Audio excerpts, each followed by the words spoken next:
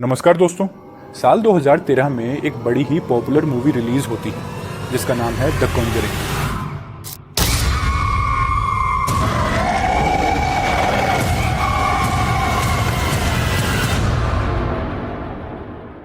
वैसे तो दुनिया में बहुत सारी हॉरर मूवीज बनी है, लेकिन इस मूवी में कुछ अलग बात है। आप इस मूवी के पोस्टर पर देखिए क्या लिखा हुआ है। Based on the true case files of the Warren's, यानी कि वॉरेन की सच्ची केस फाइलों पर आधारित है ईडी और लोरेन वॉरेन नाम के पति पत्नी की सच्ची केस फाइल्स पर। दोस्तों, ये एड और लोरेन वॉरेन कोई आम कपल नहीं है। ये दोनों एक पैरानॉर्मल रिसर्चर्स हैं, यानी कि असाधारण शोधकर्ता। दोस्तों, लोरेन वॉरेन वो चीजें देख पाती थी जो कोई आम इंसान नहीं देख पाता। दोस्तों, एड और लोरेन वॉरेन असल में कौन थे? उन्होंने किस तरह इस द कॉन्जरिंग यानी इस घटना को अंजाम दिया, ये हम वीडियो में आगे जानेंगे। लेकिन हम उससे पहले द कॉन्जरिंग असली कहानी जान लेते हैं।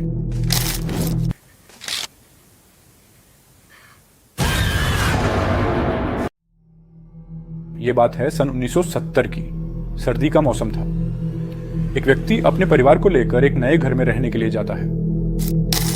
उस व्यक्ति का नाम राजर था और उसकी पत्नी का नाम कैरोलिन था। उसके परिवार में उसकी 5 बेटियां भी थीं। जहां वह रहने के लिए जाता है वह स्थान रोड आइलैंड में है। यह घर बहुत बड़ा था, लगभग 200 एकड़ में यह फैला हुआ था। इस घर का निर्माण 1736 ई के आसपास हुआ था। राजर ने सोचा था कि यहां पर अधिक समय तक हम लोग अपना जीवन व्यतीत करेंगे। जब रॉजर और उनका परिवार वहां पहुंचा तो उनको वह घर बहुत अच्छा लगा, परंतु उनको क्या पता था कि यहां पैरानॉर्मल चीजें होती हैं। वे सब नजरअंदाज करते हुए घर में प्रवेश करते हैं। कुछ दिनों बाद राजर और उसके परिवार को वहां की पैरानॉर्मल चीजों का एहसास होने लगा था। कुछ छोटी छोटी घटनाएं हो रही थी, परंतु वो उन्हें नजरअंदाज करते रहे। अभी तक उस घर की पैरानॉर्मल घटनाओं से इस परिवार को कोई नुकसान नहीं पहुंचा था। वे घटनाएं कुछ इस प्रकार घटित हो रही थीं कि जैसे रात को सोते समय डराना, बच्चों को खेलते हुए देखना, बच्चों से कभी कभी तो बातें करना जिससे बच्चे डर जाते थे। कुछ दिन तो यही सब चलता रहा। समय बीतता गया, घटनाओं का सिलसिला बढ़ता गया। उस परिवार का जहां जीवन अच्छा चल रहा था, लेकिन कालचक्र ने एक नया मोड़ लिया। अब उस परिवार को अजीबोगरीब आवाजें, विभिन्न प्रकार की वेशभूषाओं में आत्माएं दिखने लगी। अब कुछ ऐसी घटनाएं घटने लगी थी जिससे कि वह परिवार डर गया था। जैसे दीवार पर लगी तस्वीर का गिर जाना, दरवाजों का अपने आप खुल जाना, सामानों का स्थान बदल जाना इत्यादि। रात के समय छोटे बच्चों की आवाज आना शुरू हुई थी, जिस कारण पूरा परिवार सो नहीं पाता था। अब रोजर और उसका परिवार डरने लगा था। वे पूरी तरह घबराने लगे थे, लेकिन अभी तक उस परिवार के किसी भी सदस्य को उन आत्माओं ने कोई नुकसान नहीं पहुंचाया था। लेकिन अब जो होने वाला था, शायद वे लोग इस बात से अनजान थे। उस घर में कुछ ऐसे प्रेत आत्माओं का आगमन होता है जो अत्यंत भयानक थी। उस आत्मा ने रोजर और उसके बच्चों को छोड़कर उनकी मां को निशाना बनाया। रोजर की पत्नी को वह आत्मा बहुत परेशान करने लगी थी। रोजर की पत्नी को शारीरिक रूप से चोटें देने लगी थी। कैरोलिन का यह समय बहुत ही कठिन था। वह आत्मा कैरोलिन को रात भर सोने नहीं देती थी और उसे रात भर चोट पहुंचाने लगी थी। एक दिन कैरोलिन को उस बुरी औरत की आत्मा ने रात में उसके बेड को पूरी तरह घुमाया और आधी रात में कैरोलिन को जोर जोर से घर से बाहर निकलने के लिए कहा। ऐसा कहते वक्त वह आत्मा कैरोलिन के ठीक ऊपर बैठी थी। रोजर की पत्नी के द्वारा बताया गया कि उस औरत की आत्मा अत्यधिक डरावनी थी।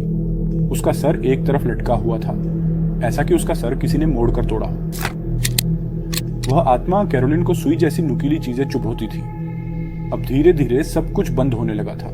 उस आत्मा ने कैरोलिन को नुकसान पहुंचाना भी बंद कर दिया था, लेकिन कैरोलिन को यह नहीं पता था कि वह आत्मा अब उसके शरीर में प्रवेश करने लगी थी। कैरोलिन का सर तेजी से दर्द करने लगा था। उसका शरीर टूट रहा था।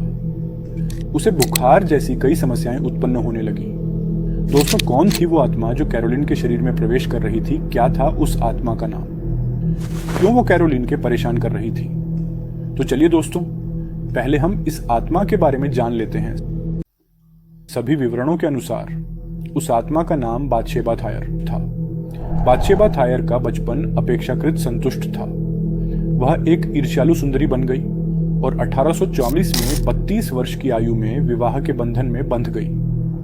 उसका पति हैरिस विले रोड आइलैंड में अपने 200 एकड़ के खेत से एक लाभदायक उत्पाद व्यवसाय चलाता था, लेकिन समुदाय ने जल्द ही नवविवाहित पत्नी को एक खतरे के रूप में देखा।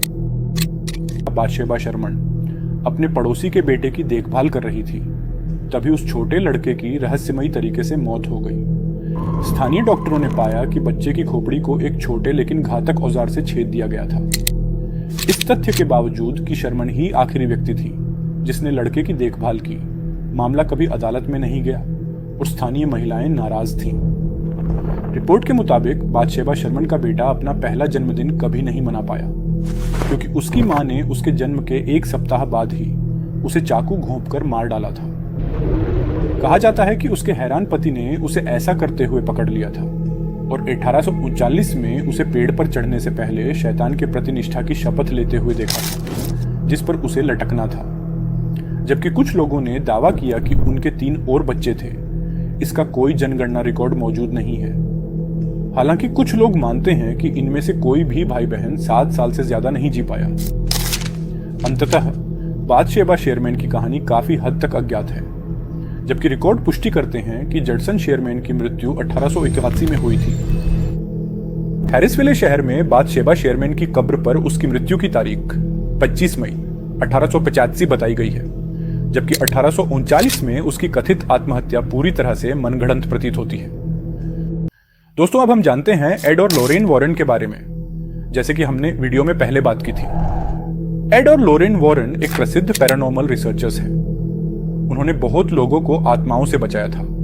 1960 के दशक से एड और लॉरेन वॉरेन को दुनिया के सबसे प्रसिद्ध असाधारण जांचकर्ताओं के रूप में जाना जाता है। लॉरेन एक प्रतिभाशाली दिव्यदर्शी है, जबकि एड कैथोलिक चर्च द्वारा मान्यता प्राप्त एकमात्र गैर नियुक्त डेमोनोलॉजिस्ट है। Annabelle, Perron family, Amityville, Snedeker house, small family, Union cemetery, इन सभी केसेस को एड और लॉरेन वॉरेन ने सॉल्व किए हैं और उनमें से सबसे खतरनाक केस था पेरेन फैमिली का, जिस पर द कॉन्जरिंग मूवी बन चुकी है। फिर दूसरा सबसे खतरनाक केस है एनाबेले डॉल का। एनाबेले डॉल अंदर एक शैतानी आत्मा होती है जो इंसानी शरीर के तलाश में होती है। दोस्तों, इस एनाबेले डॉल का हमारे पास एक रियल वीडियो भी मौजूद है, जो आप अपनी स्क्रीन पर देख सकते हो।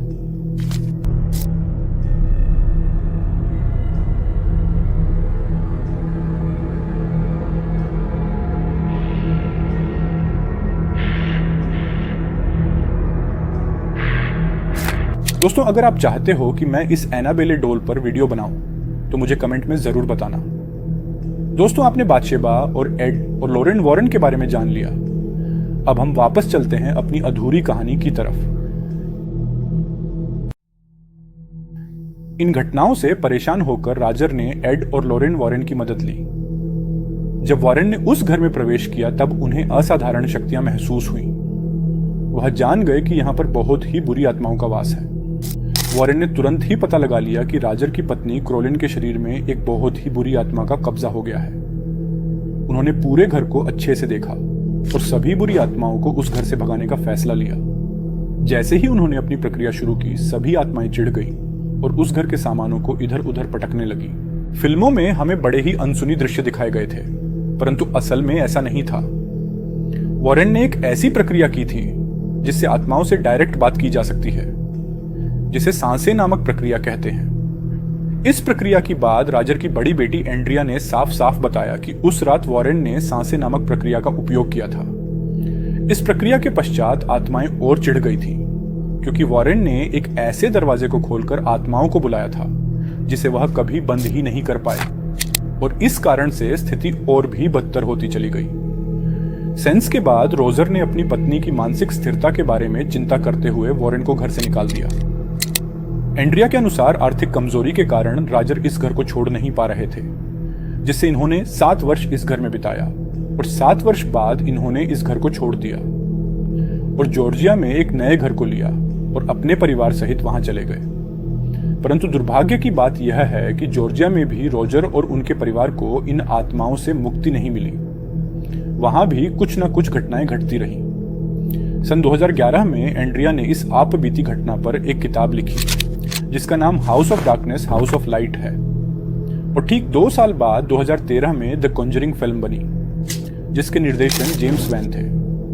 यह फिल्म काफी हिट रही। जब यह हॉलीवुड फिल्म बन रही थी उस वक्त लोरेन ने इसके सीट पर अपने विचार दिए थे जिससे इस फिल्म को वास्तविकता से जोड़ा जा सके। हम उम्मीद करते हैं कि आपको यह दी कॉन्जरिंग की असली कहानी पसंद आई होगी।